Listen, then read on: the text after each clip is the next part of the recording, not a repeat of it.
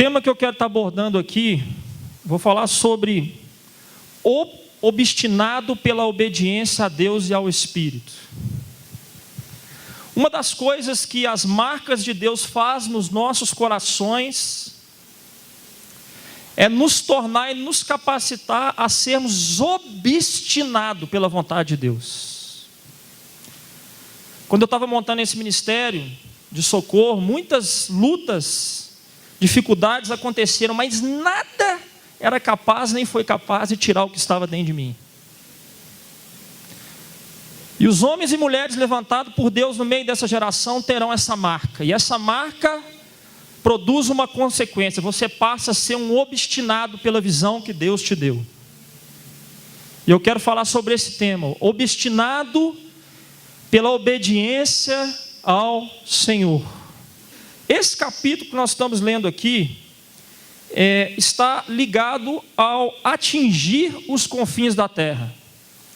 Do capítulo 13 ao 28, esse livro mostra com detalhes como é que essa palavra de ir aos confins da terra foi trazida e cumprida. Interessante que esse livro não tem fim. Nós ainda estamos e necessitamos, como igreja, sermos bênção nessa direção, nesse aspecto. Evangelizarmos as nações. Outro aspecto interessante aqui sobre esse versículo 21, é que esse versículo 21, quando Paulo decide no seu coração, ele já tinha feito a primeira viagem missionária, já tinha feito a segunda viagem missionária, e agora ele está terminando a terceira viagem missionária. Quando ele decide no seu coração, foi o momento em que ele estava em Éfeso. E Éfeso é, para mim, juntamente com a igreja de Antioquia, uma das grandes revelações do Evangelho, uma das obras mais lindas do que o poder de Deus e o poder do Evangelho é capaz de fazer. Como é que um homem entra numa cidade com o céu fechado, cuja aquela deusa era Diana, daquele porte, uma adoração profunda e muito forte, como é que um homem chamado Paulo, um missionário, consegue destronar o mundo espiritual daquela cidade? Não somente destronar, ele atingiu todos os níveis da sociedade, e tem riquezas aqui fortíssimas. E foi nesse momento aqui que esse apóstolo, esse missionário, toma a decisão de, depois de ter evangelizado, voltar para Jerusalém. Nós não sabemos muito bem, queridos, não podemos afirmar que foi Deus nesse momento aqui que havia falado com ele. Não temos essa condição. Quando a Bíblia fala em espírito, seja letra maiúscula ou minúscula, não está muito claro qual é o espírito, se é o espírito do homem, se é o espírito de Deus. Você não pode afirmar isso com certeza. Mas quando Paulo estava ali em Éfeso, diga-se de passagem que ele ficou ali 3 anos, ele dedicou grande parte do seu ministério à edificação daquela igreja. Quando ele estava em Éfeso, ele decidiu no seu coração voltar a Jerusalém, subir a Jerusalém. E logo depois você vai ver que aconteceu vários acontecimentos aqui, ele enfrentou várias oposições, mas eu queria te convidar agora a abrir a carta de Paulo aos Romanos.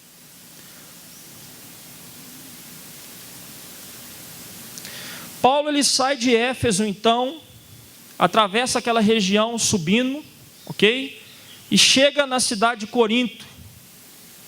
Na cidade de Corinto, ele escreve essa carta aos Romanos, e nessa carta aos Romanos, ele expõe algo muito interessante que está no teu coração, está no coração dele. Romanos capítulo 15, versículo 22, presta bastante atenção nesta passagem, a carta de um missionário à igreja de Roma. Paulo fala o seguinte: essa foi a nação porque também, muitas vezes, me senti impedido de visitar-vos. Está falando aqui de visitar Roma. Versículo 23. Mas agora, não tendo já campo de atividade nestas regiões, e desejando há muito visitar-vos, penso em fazê-lo quando em viagem para Espanha. Paulo está falando aqui o seguinte: eu já evangelizei toda aquela região ali da Turquia, região da Grécia, e a minha visão agora está em levar o evangelho aonde o evangelho não foi pregado. E diga-se de passagem que não foi Paulo que fundou a igreja de Roma, mas ele tinha o desejo, como a autoridade de Deus que ele era, apóstolo de Deus, de confirmar a igreja de Roma. Ele fala isso no capítulo 1, se eu não me engano, versículo 10. Ele tinha o desejo de confirmar aquela igreja por causa da autoridade que ele tinha. E ele desejava visitar, mas não somente passar por essa igreja. Ele queria chegar ali em Roma, ter um tempo com aquela igreja, edificar aquela igreja, mas os olhos de Paulo já estavam na Espanha. Olha o que está falando o versículo aqui: e que para lá, versículo 24, e que para lá seja por vós encaminhado, depois de haver primeiro desfrutado um pouco da vossa companhia.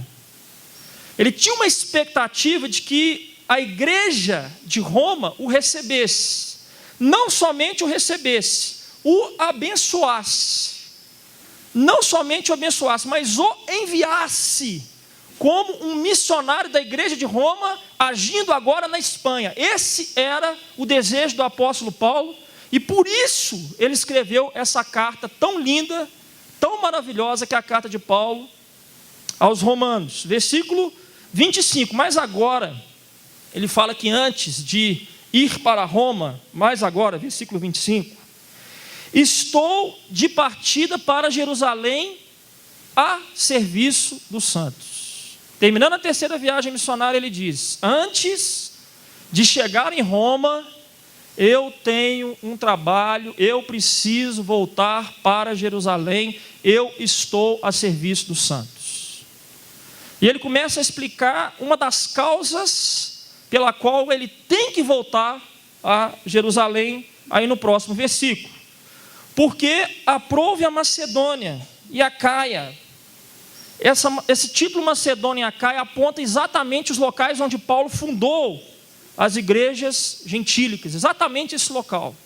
Aprove a Macedônia e a Caia levantar uma coleta em benefícios dos pobres, dentre os santos que vivem em Jerusalém. Versículo 27. Isto lhes pareceu bem, e mesmo lhes são devedores, porque se os gentios têm sido participantes dos valores espirituais dos judeus, devem também servi-los com bens materiais.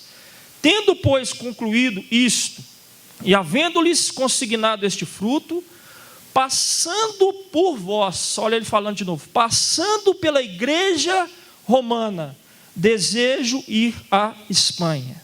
Em versículo 30 ele fala: rogo-vos. Essa palavra rogar tem um significado muito profundo, não é uma oração simples, não é um pedido simples também, é um clamor desesperado. Rogo-vos encarecidamente, com clamor no meu coração, no meu interior, que o quê? Irmãos, por nosso Senhor Jesus Cristo, e também pelo amor do Espírito, que luteis juntamente comigo. Luteis juntamente comigo nas orações a Deus a meu favor, para que eu me veja livre dos rebeldes que vivem na Judéia, e que este meu serviço em Jerusalém seja bem aceito pelos santos, a fim de que ao visitar-vos pela vontade de Deus, chegue à vossa presença com alegria e possa recriar-me convosco, e o Deus da paz seja com todos vós. Amém.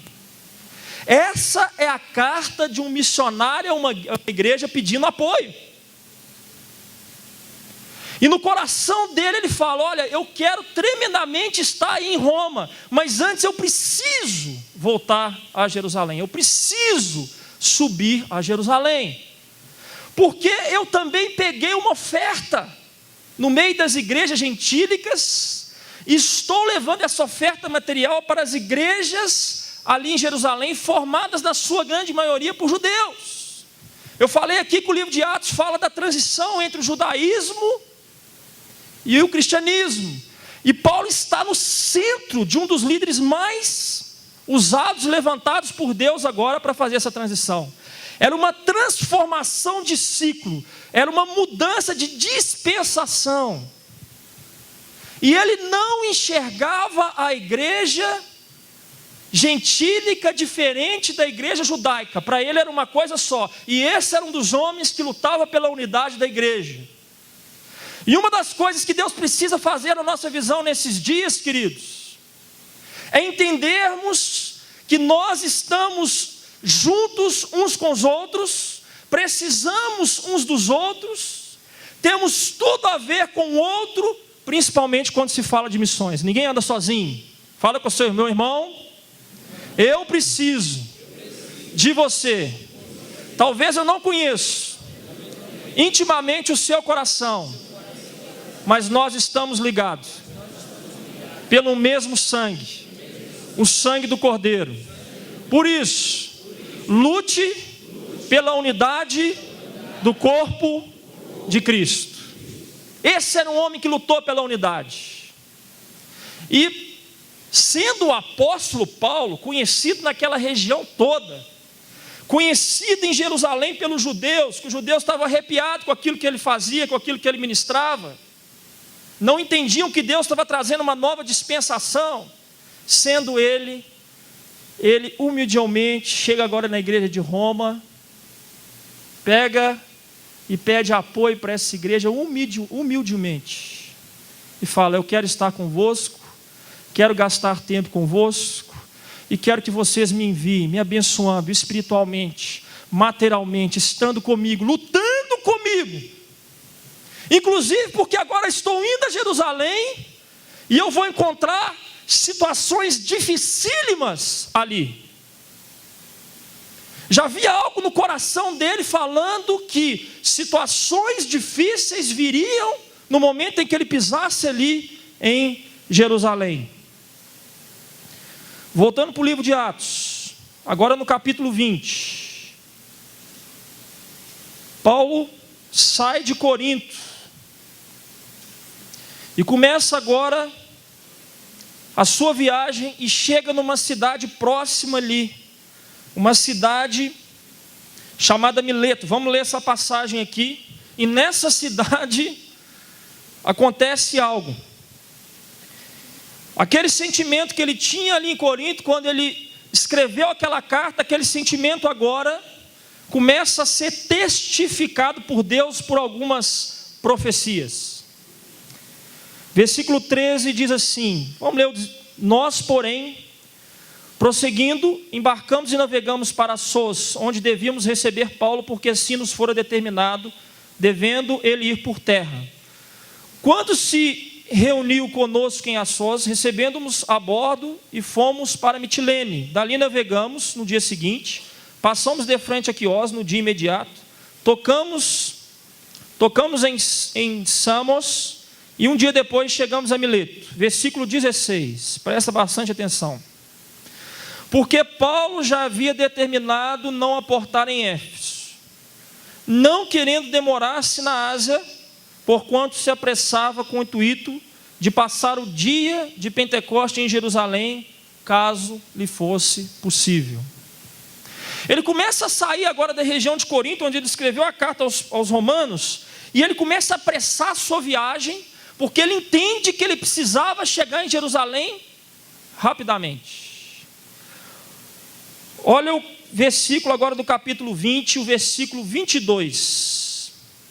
Paulo está nesse momento aqui em Mileto, uma cidade próxima a Éfeso, e ele chama os líderes daquela igreja, e ele começa a deixar algumas orientações para esses líderes que ele formou por 3 anos. E ele traz algo também que começa a ficar mais claro no seu coração, que testifica o que ele iria passar ali em Jerusalém. No versículo 22 ele fala para esses líderes o seguinte: e agora, constrangido no meu espírito, vou para Jerusalém, não sabendo o que ali me acontecerá, senão que o Espírito Santo, de cidade em cidade, me assegura que me esperam cadeias e tribulações. Porém, em nada considero preciosa a minha vida para mim, conquanto que complete a minha carreira e o ministério que recebi do Senhor Jesus, para testemunhar o evangelho da graça de Deus. Agora eu sei que todos vós, em cujo meio passei pregando o reino, não verás mais o meu rosto. Portanto, eu vos protesto no dia de hoje que estou limpo do sangue de todos, porque jamais deixei de vos anunciar todos os desígnios de Deus. Paulo despede, e ali já vem algo no seu coração também: vocês nunca mais vão me ver. E o Espírito está testificando que o que me espera em Jerusalém são prisões. E mesmo assim ele decide prosseguir. O tema é: obstinado pela obediência a Deus. Esse era um obstinado. Ele teve uma decisão de ir a Jerusalém, e o Espírito agora fala o seguinte: lá está te esperando prisões. Abra agora lá no capítulo 21. Mais uma coisa que mostra, no sentido da sua viagem, que viriam dificuldades. Versículo 4. Na cidade de Tiro ali, ele está seguindo viagem, encontrando os discípulos. Permanecemos lá durante 7 dias, e eles, movidos pelo Espírito, recomendavam a Paulo que não fossem a Jerusalém. Eu não quero afirmar aqui que eles estavam movidos exatamente pelo Espírito e tal, mas alguma coisa no coração dos discípulos que conheciam a Paulo também mostrava que Paulo passaria por dificuldades tremendas, por lutas tremendas quando ele chegasse ali. E aí, para mim, queridos, veio algo aqui agora que eu falei: meu Deus, como que esse homem era obstinado. Ele recebe agora uma profecia desse profeta chamado Ágapo, o mesmo que, se eu não me engano, lá no capítulo 11 fala que haveria fome, e houve fome. Anos atrás esse profeta aparece de novo. Olha lá o versículo 10. Vamos ler o versículo 7 em diante. Quanto a nós, concluindo a viagem de Tiro, chegamos a Ptolomaida, onde saudamos os irmãos, passando um dia com eles. No dia seguinte partimos e fomos para Cesareia. E entrando na casa de Filipe, o evangelista, que era um dos 7, ficamos com ele. Tinha este 4 filhas donzelas que profetizavam.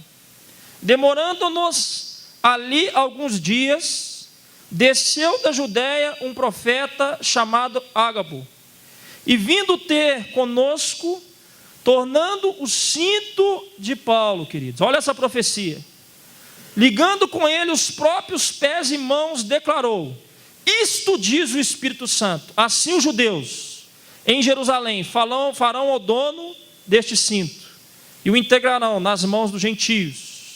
Quando ouvimos essas palavras, tanto nós como os daquele lugar, inclusive Lucas que está escrevendo, a palavra aí, rogamos, imploramos, desesperadamente a Paulo, que ele não subisse a Jerusalém.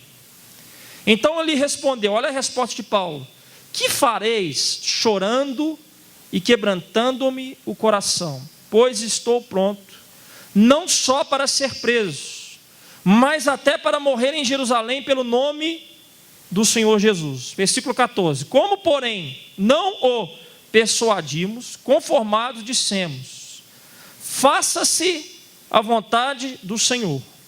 Passado aqueles dias, tendo feito os preparativos, subimos para Jerusalém.